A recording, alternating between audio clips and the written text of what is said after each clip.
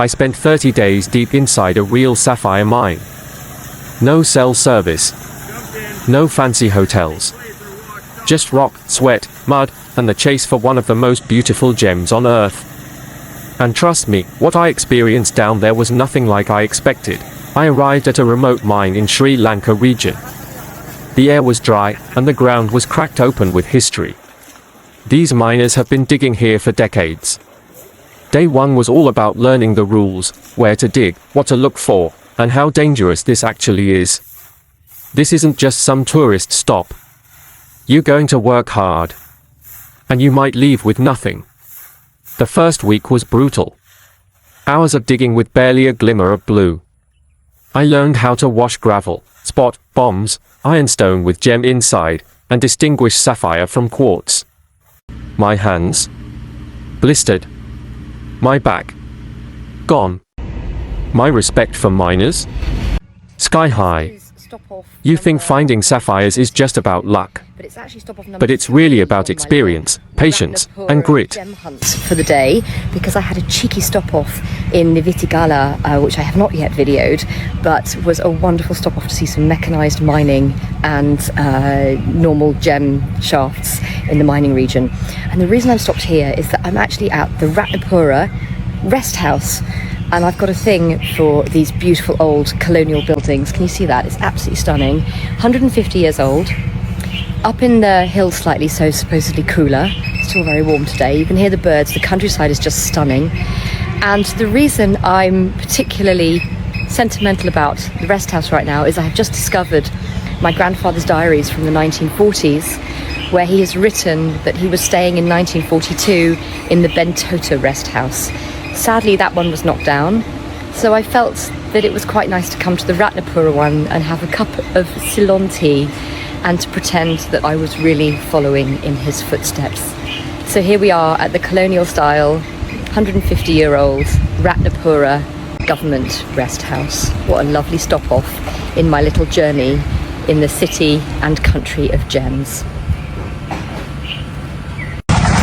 So I have just arrived now in Kerala, not far from Ratnapura, still in our gem region in Sri Lanka, and I have come to quite a fabulous mine site where they have 3 shaft mines, the one here you see nearest, and then there are 2 further along, and they are all along the river's edge. So that blue band you can see across here is actually sort of a fencing that reaches out, do you see that? Towards the river. And what's happening with these wonderful shaft mines, they've sunk down 30 metres and then they have put tunnels going towards the river, so they're very close to the original place where all the sapphires would have drifted down the river under all of the years and years of detritus that has settled on top.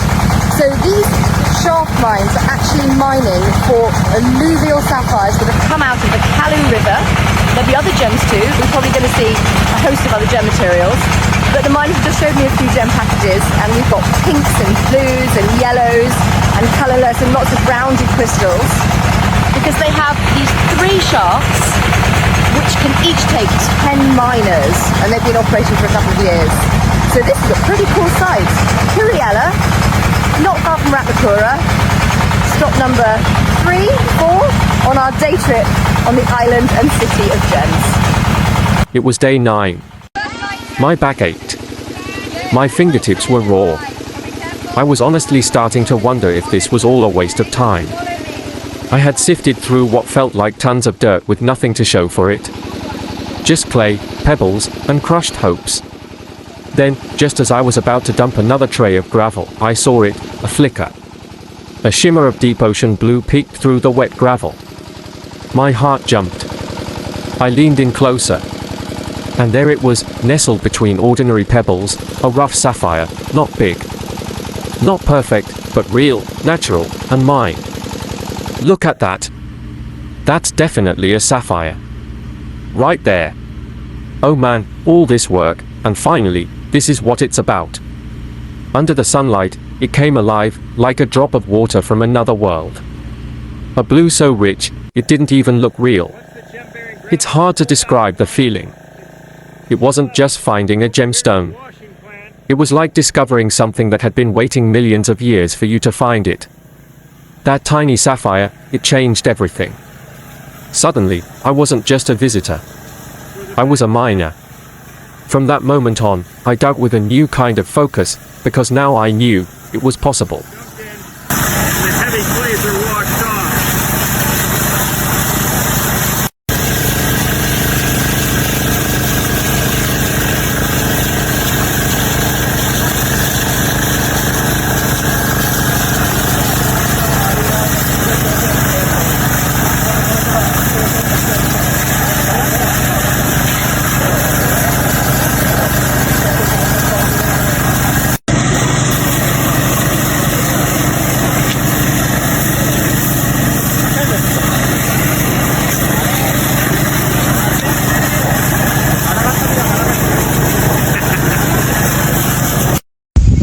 Hi guys, I am doing an Insta Live because I'm in Sri Lanka, and not only that, I'm in Ratnapura.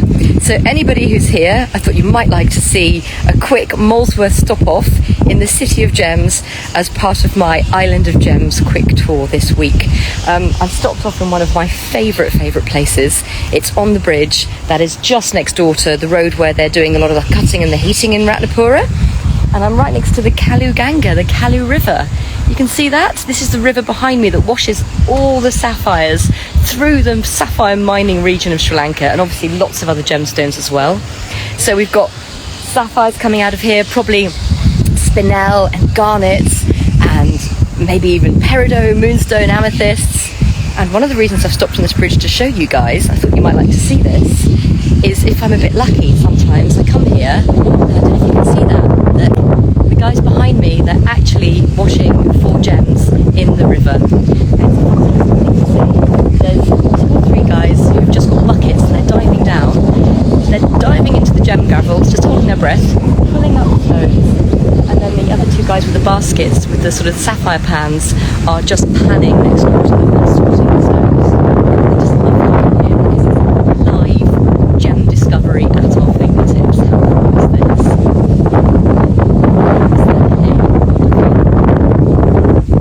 It's a beautiful part of the world. This river's really important. It's basically the river that feeds the whole mining region. The Kuganga is called. Something very cool on the other side I'm just going to show you as well. So here's the other side of the river. I don't know if you guys can see this. I wonder, can you hear the noise? Just behind me. Let's just see if this is possible. Yeah, can you see that? Those black, like fruits on the tree, are all fruit bats. And absolutely hundreds and hundreds of the biggest fruit bats I've ever seen in my entire life on the tree just right here. And all around us in the river. I mean, they've got the consent to be having a sleep at midday because it's very, very hot. I don't blame them at all. But then, if you're going to give me the option between sleeping and looking at sapphire mining, I might actually take the latter. So there you go, guys. This is my really quick 5-minute Insta Live to show you guys sapphire mining at Kuganga next to Ratnapura. We are live in the City of Gems. By the end of the 2nd week, I had muscle memory, calloused hands, and just enough confidence to know. I still knew nothing. So I did what anyone serious would do. I started watching the real miners. Not tourists, not hobbyists, the lifers. The ones who've been doing this for 20, 30, even 40 years. People who don't just mine sapphires, they speak the language of the land. They showed me how to listen to gravel. Not just sift it, but feel the difference, how gem-rich dirt sounds different when shaken. They showed me how to read the layers of the earth. Where soft clay might mean nothing, but a sudden shift in gravel color. That's a sign. That's a clue. You gotta watch the ground like you're reading a story. The good dirt tells you when it's hiding something. One miner let me shadow him for half a day. He barely spoke, just dug with purpose. Within an hour, he'd found 3 rough sapphires, and he wasn't even trying. I asked him how he knew where to dig. He just looked at the horizon and said, "This hill's been whispering to me for years." They also showed me tricks I'd never find on YouTube, how to spot bombs, those clay nodules that might have gems inside. Why you never dig too close to a tree root, it can collapse the pocket. And why most rookies miss stone simply because they don't turn over every rock. Every lesson they shared felt like a secret passed down through generations. It wasn't just about sapphires. It was about respect for the process, and the land that hides these treasures. By the end of that week, I wasn't just digging. I was listening. And that made all the difference. Before a sapphire ever sparkles in a ring or dazzles in a pendant, it begins as a dull, rough stone. This is where the transformation truly begins. The process starts with a careful examination.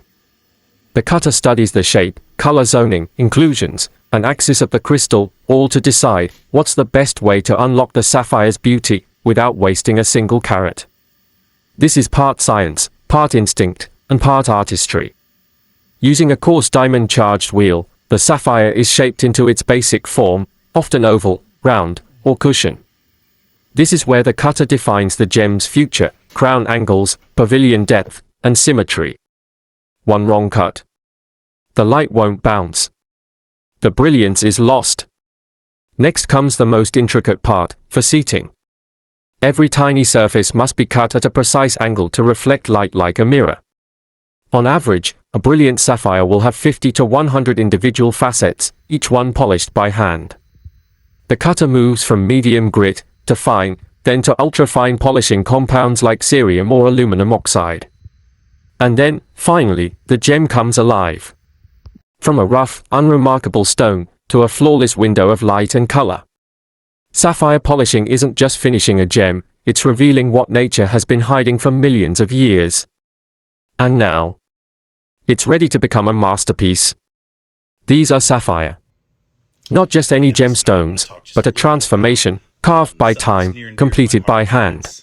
Photographs of gemstones, to be exact. So, without further ado, I'm not going to take up a whole lot of your time, because I know these videos can get a little long-winded, and I'm just going to cover some of the more pertinent points of gemstone photography, and I'm going to cover just a little bit about photo stacking, or what is Photoshop.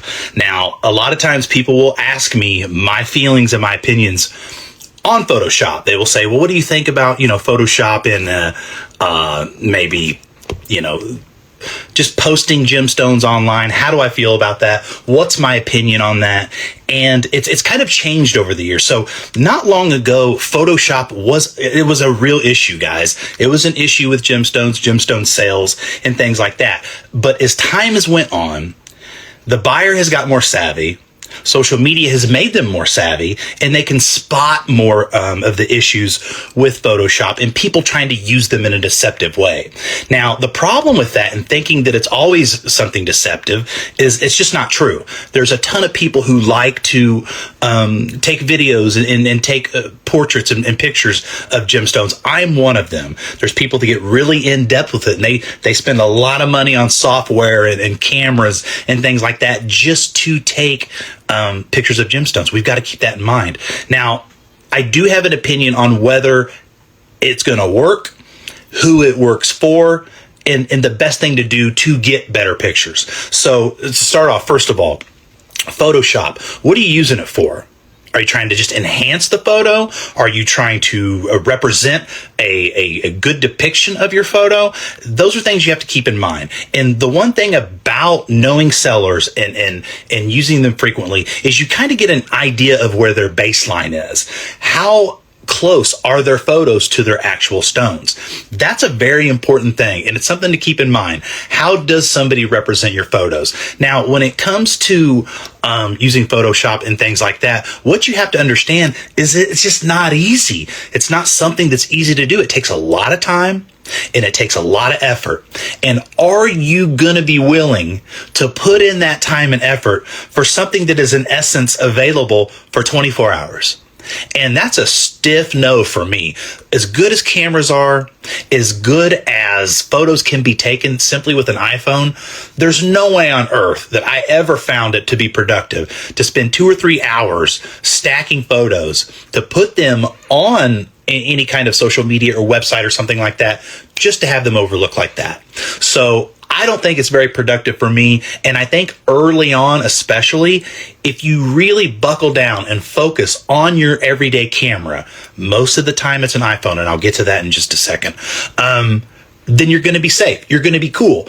Because what people don't understand is that taking photos is just like any other part of your craft.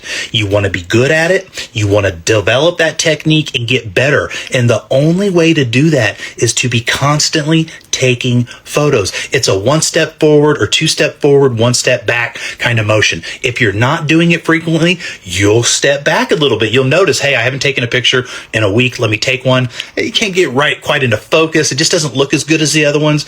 Keep at it for a couple hours and then it builds right back up. So photos are momentum. It's about taking them often and practicing. The more photos you take, the better you're going to get at it. It's just the way anything goes. Now, onto the iPhone. A lot of questions about iPhone, which iPhone, how iPhone, this iPhone, that iPhone. With me, I love taking pictures and it's a huge part of what I do. So I just simply don't skimp on it. I just can't do it. Whenever there's new iPhone technology, I have to get it. Now, that's not for everybody. Now, whether you have to have the brand new iPhone every single time to keep interested in taking pictures, it's up to you. There's really no bearing on what you want. If you want a new iPhone every time it comes out, great, fine. I can tell you firsthand that it makes a difference. That's my opinion, is that if you step up with the technology, your photos and your videos will automatically stand out against the backdrop of everybody else's. So something to keep in mind, if photos are important to you, and you want to have a good quality camera, you almost have to bite the bullet on re-upping your contract so that you can get a phone so that you can have good portraits and good photos. One of the main things that changed everything that I was doing was the iPhone 5S. Those pictures that phone took me from this is a hobby to now I'm making enough money to feed my family. If that's not important, I don't know what is. So, personal opinion: stay up on the technology. Whatever the phones are offering, whichever have the best macro abilities and things like that. Stay up with that. And by all means, it's going to take you. You'll have to relearn. You go from an iPhone 11 to an iPhone 13. There's going to be a little bit of grace period in there, but stay with it. That's what you want to do.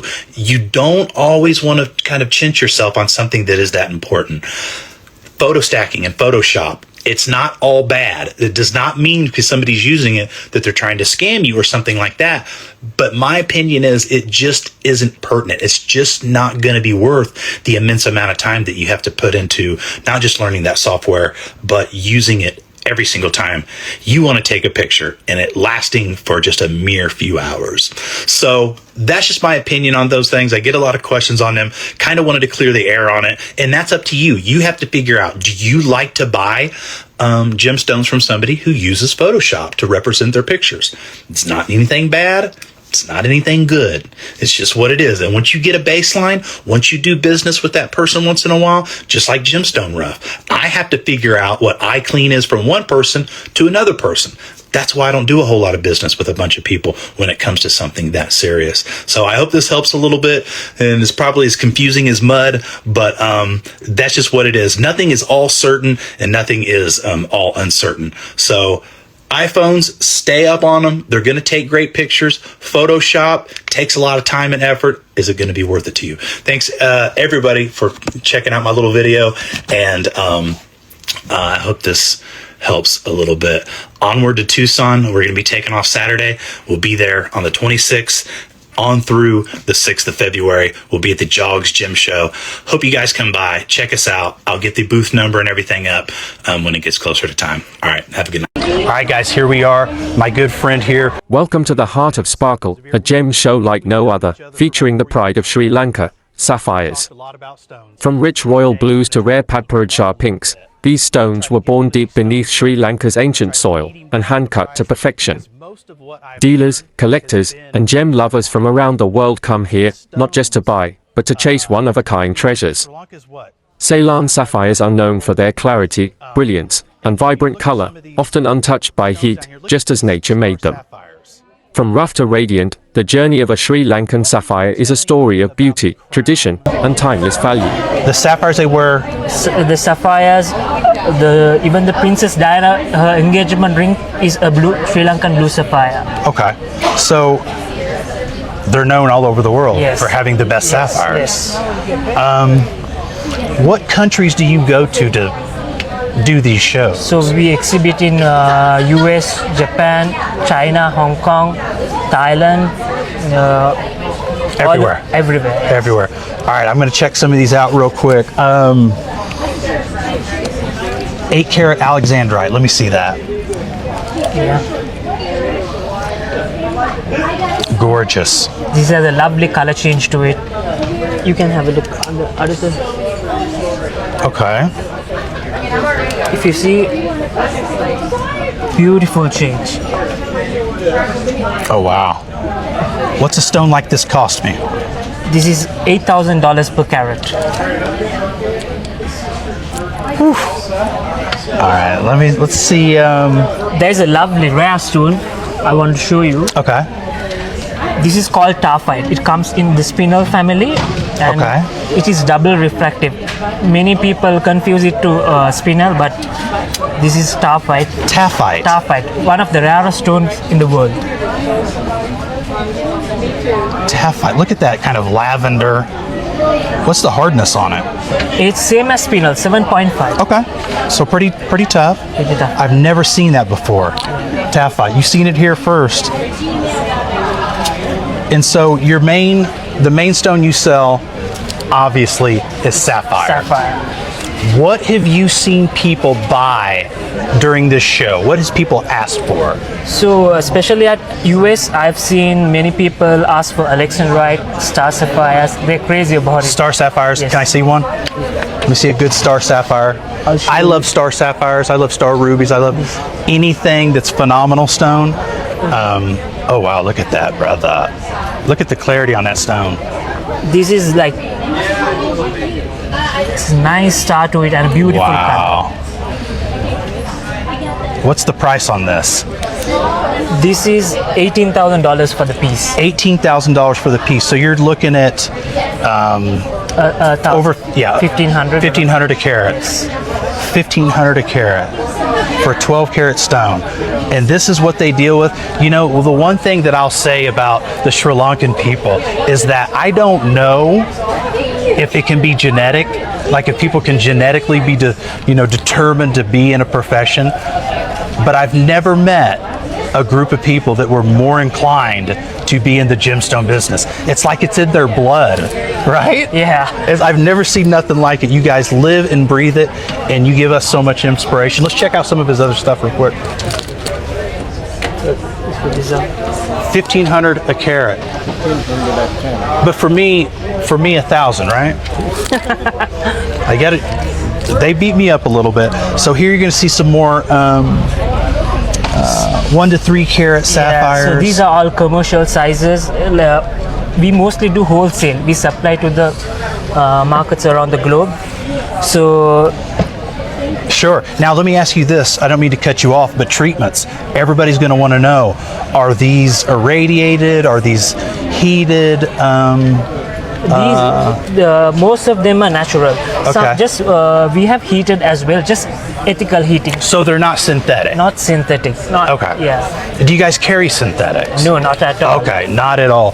Why would they, right? In the sapphire market, would you say it's strong or weak? Currently, there has been a small lag in the market, but hopefully it will go well. Sure, it's going to get better. We've seen sapphire prices go anywhere from $1,000 a carat for a 1 to 3 carat blue to $5,000 a carat. Treatment seems to matter. People are wanting natural stones. I wonder if that's because the diamond market's getting a little weaker. People are moving more into color, but I don't know. I'm gonna be quick. I'm gonna wrap this up, but I'm gonna tell you that there's a lot of people that want natural stones. The one that they're going to is sapphire. Blue seems to be the predominant color in anything. And if you want to know more or see more, contact these guys here. I'm going to have them linked their Instagram page and social media. Give them a look. I do a lot of business with this guy. I can trust him. Thank you. I'm going to work on that star sapphire a little bit. I know he's going to beat me up, so we're going to get down in the trenches. So give him a follow and stay following. We're going to show you some more stuff. Thanks, guys. It all begins with a single gem, a sapphire, shaped and polished to perfection. Now, it's time to set it in gold. Molten metal becomes a custom setting, shaped to hold the gem like a crown. Precision tools refine every curve, no detail too small. With steady hands, the sapphire is placed, secured, and inspected. Each prong, each edge, polished to a flawless finish. And there it is, from mine to masterpiece. A sapphire ring. Elegant. Eternal. It begins with brilliance, a polished blue sapphire, glowing with deep, royal color. But now, it needs a throne. Jewelry artisans melt gold and shape it into a custom ring setting, sleek, strong, and elegant. Each detail is refined with care. The setting must match the gem, bold, but timeless. Now comes the moment of truth. The sapphire is gently placed, secured by hand, and locked into its golden home. The final step is all about perfection. A soft buffing wheel spins slowly, brushing over the ring with precision, removing any microscopic scratches, smoothing every edge. For over 2,500 years, Sri Lanka has been home to some of the oldest and most important sapphire mines in the world. Here I have an incredible pair of earrings set with 2 Ceylon sapphires that weigh over 20 carats total weight. They display a beautiful rich royal blue color, amazing clarity, and a beautiful step-cut shape, which I find really unusual. They're set into these beautiful over-the-top diamond earrings, but what's really incredible is the size of these stones. It's so rare to find any gemstone, especially a beautiful Ceylon sapphire, over a carat and in fabulous condition. So you have these amazing earrings which look fabulous on. I really love this bracelet because you get to see the full range of colors that sapphires come in. You have greens, blues, yellows, pinks, and purples set into this bracelet, which totals over 43 carats of fancy colored sapphires.